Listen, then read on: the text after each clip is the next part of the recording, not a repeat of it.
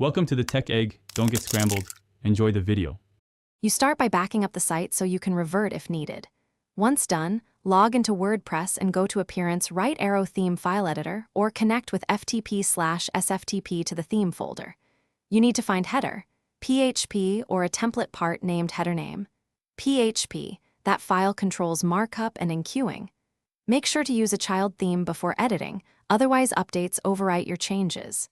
If you prefer GUI, open the Theme Customizer to view header settings while you prepare for code edits. Now you edit the header markup and styles to implement your change. You will update HTML for the logo, navigation, and any widgets and ensure WP Nav menu is called with the correct theme location. Make sure WP head remains near the top of header. PHP so plugins and scripts load. Once markup is updated, add or adjust CSS in the child theme style. CSS or enqueue a separate style sheet. Clear caches to view changes.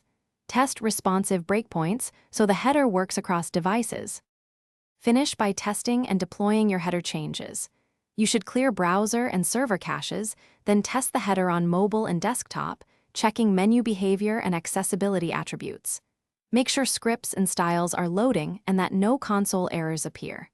If something breaks, revert to your backup or child theme copy. As a key troubleshooting tip, inspect PHP error logs and run a syntax check. A single missing semicolon or unclosed PHP tag often causes a white screen or fatal error. Thanks for watching. Consider subscribing if I helped unscramble your problems.